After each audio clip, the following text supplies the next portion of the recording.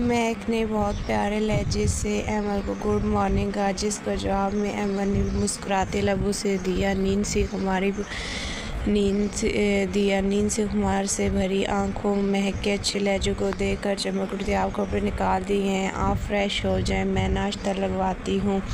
मुस्कुराती हुई नज़र अमर के चेहरे पर डाल के रूम से बाहर की जानिब कदम ले जा रही थी कि दरवाजे के हैंडल पर हाथ रखा था। पीछे से आती आज उसके कदम रोक गई। ऐ मेरे दिल का शरीक हयात, जब नज़र मुस्कुरा कर देख सकती हो तो लबों पर पैरा क्यों लगा रखा है? ज़रा पास आइए, दीदार तो दीजिए, ना तड़पाइए इस दीवाने को। इस तरह से अमर मुस्कुराती नज़र से महक की जानिब देख रहा था। किस शायर का ये अजीब शेर आपने चोरी किया? सुबह सुबह अमर के शेर पर महक को हंसी आ गई। वो पलट कर देखते हुए सवाल को नज़रों से बोल रही थी, ऐसा मत कहो यार, मेरे दिल के खूबसूरत जज्बातों को चीप कह रही है। वो हंसते हुए बेड से चप्पलें पहनकर उसकी जानिब कदम बढ़ाता हुआ उसके करीब आकर खड़ा हो गया। नज़रों में मोहब्बत की झलक देखी जा सकती थी। मेरे प्यारे शौहर जी, मैंने आपके खूबसूरत जज्बातों को चीप नहीं कहा, मैंने ये पूछा है कि ये चीप शेर आपने किस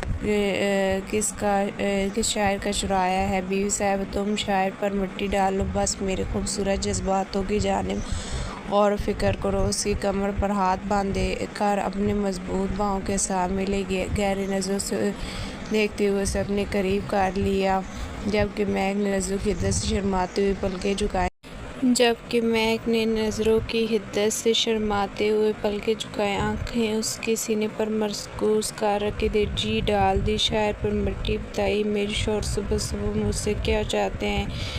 महक दिल से अमर को अपना चुकी थी। रात की उसकी कई बातें पूरी रात महक के दिमाग में गूंजती रही। दिमाग इस नतीजे पर पहुंचा कि ज़िंदगी ने उसे एक बार फिर से जीने का मौका दिया। एक बाइज़्ज़त ज़िंदगी बहुत कम लोगों को नसीब में होती है। अगर किस्मत ने उसे ये मौका दिया तो वो उसे ज़ाया नहीं करेगी। रात को अमर के जुमलों ने पहली रात की ज़बरदस्ती की कुर्बत पर भी मरहम लगा दी थी। बस कुछ ज़्यादा नहीं, एक इजाज़त चाहिए, बंदा नाचीज़ की सुबह हसीन हो जाए। अगर लबों का लम्स मिल जाए तो पहले जब भी आप मुझ पर हक जमाते हैं तो क्या आप मुझसे मेरी इजाज़त तलब करते हैं? महक ने पलक झुकाए ही जवाब दिया, नहीं, मगर रात को मैंने तुमसे वादा किया कि अब तो तुम पर हक तुम्हारी इजाज़त के बिना नहीं जमाऊँगा। अब अपने दिल के हाथों मजबूर हूँ, जो सुबह सुबह अपनी बीवी के लबों का लम्स चाहते हैं, मगर इसके लिए मुझे तुम्हारी इजाज़त दरकार है। महक ने पलकें उठाकर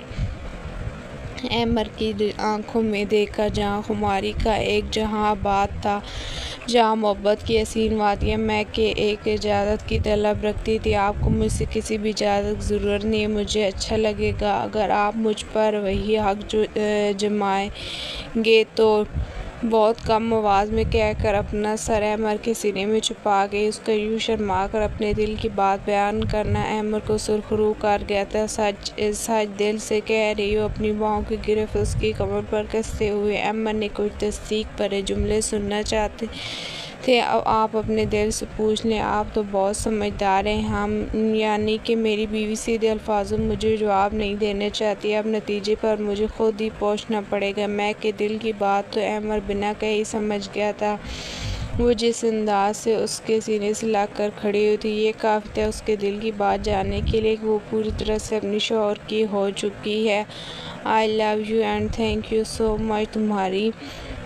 तुम्हारे मान को मैं कभी टूटने नहीं दूंगा। इससे मोहब्बत से अपने सीने के अंदर ही समा लेना चाहता था। बाहों की गिरफ्त मजबूत कर गया। महक, बस यूं ही मेरी होकर रहना, कसम से पूरी ज़िंदगी तुम्हें अपने पलकों पर बिठा कर रखूँगा। तुम्हें मेरे साथ जुड़े हुए रिश्ते पर कभी शर्मिंदा नहीं होना पड़ेगा। और आज के बाद अपने दिमाग से ये बात निकाल देना कि तुम्हारा शौहर पहले किसी और से मंसूब था।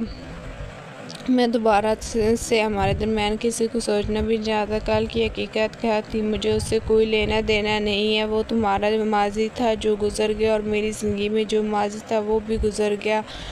आज की हकीकत ये है कि तुम मेरी बीवी और अमर से तुम्हारा है, और यही हक मैं तुझ पर रखता हूँ। तुम सिर्फ मेरी हो। आज के बाद ना तो कभी तुम माजी को याद करना, ना मैं करूँगा। और एक बात हमेशा याद रखना, मैं कि तुम मुझ पर थोपी नहीं गई। मैंने पूरे दिल से तुम्हारी तरफ कदम बढ़ाए थे। तुम मेरी पसंद थी और हमेशा हो और हमेशा रहोगी। ये वो अल्फाज थे जो महक की रूह पर लगी हुई ज़रबों को भर रहे थे। बेशक महक ने वो ज़ख्म खुद जान